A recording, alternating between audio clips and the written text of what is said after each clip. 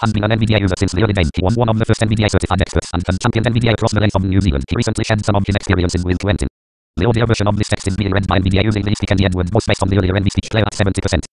Quentin, how long have you used NVDA? What made you interested in trying it? I have used NVDA since early 2007 or thereabouts. Having the eyesight condition retinitis pigmentosa, I was in the in-between world of needing magnification to see what I could still see but in a larger format, whether this be my handheld magnifier or software on a computer. The Windows Magnify back then was not really helpful for what I needed it for, and narrator was quite basic. I could not afford the commercial alternative at that time and was not aware initially that a person could get funding for these products. I was told later that you had three alternatives. Get a job and it would be government funded. Fund it yourself or have someone else pay for it within your community if you were studying, for example, a local grant scheme. At the time I had enrolled into a business administration and computing course and was provided with an assistant, but they could not fund the software that I needed at that time. A couple of months into my course, I was using a commercial magnification program which was funded by a local trust under their education grants, and I met the trust criteria and was studying at the time. I graduated from my 12-month course in just 6 months, but was not successful in gaining employment where we live out here in a country town, and there were not many employment opportunities. To gain employment, you needed to be able to travel to your destination by a car or public transport, and being blind, I no longer had a license, and out here buses were non-existent back then. If you lived in a city, then there might have been more opportunities back then. It wasn't until I went to upgrade the software and found out how much each upgrade cost that I looked for an alternative. I was told that when you get to about 6x magnification that you should really be starting to use a screen reader, so I started looking for alternatives when NVDA came up in a search for free screen readers. I trialed NVDA, found it was easy to use even though it was quite basic back then, and have used it ever since. The thing that got me is that I didn't have to reboot my computer every 40 minutes like you do with trial versions of other screen readers. Back then what interested me in trying NVDA was that you could have as many copies of NVDA as you needed. Upgrades were free unless you chose to donate to this worthy project to keep it going, and free for everyone, and it was so easy to use. Quentin, you were our first NVDA certified expert in New Zealand and one of our earliest NVDA certified experts. Firstly, congratulations. Secondly, what benefits have you found from having the certification? Thank you, Quentin. I was glad when that became available, and it was one of my goals to become New Zealand's first NVDA screen reader graduate if when it became available back then. Even before the qualification was on offer, someone once said to me that anything to do with NVDA here in New Zealand would be referred to me, and I was a full-time NVDA screen reader user and had started setting up a homepage to do with blindness and NVDA tutorials. At a later date I bought a domain name. Back then I found it easier to put any NVDA questions that I was asked onto a web page with answers and then send off a link by email to people. In 2008 a local newspaper did an article when I was able to get access to the Stratford Library public computers using NVDA. The NVDA screen reader was then installed onto the Stratford Library network. This was later rolled out nationwide. In 2009 I received a national certificate called the Extra Touch Award from the Association of Blind Citizens, and then now known as BCNZ, for assisting blind and vision impaired people to achieve independence. It was the first time they had awarded it jointly, the other recipient being the New Zealand Library Network, and it was the first time a third-party screen reader had gone onto a nationwide computer network. It was a nice acknowledgement of my achievement locally, but at the same time promoted the NVDA screen reader internationally, and it was an online publication when I have not done one for other projects such as government departments. Having the certification since 2017 has given me credibility and well-meaning that one seem to open up where otherwise they may have remained closed. I guess a little bit of prayer helps, and well, it does also help to research your project thoroughly first, and if it's in for the community then one will be opened most of the time. It has also given credibility when trying to get a company to make their website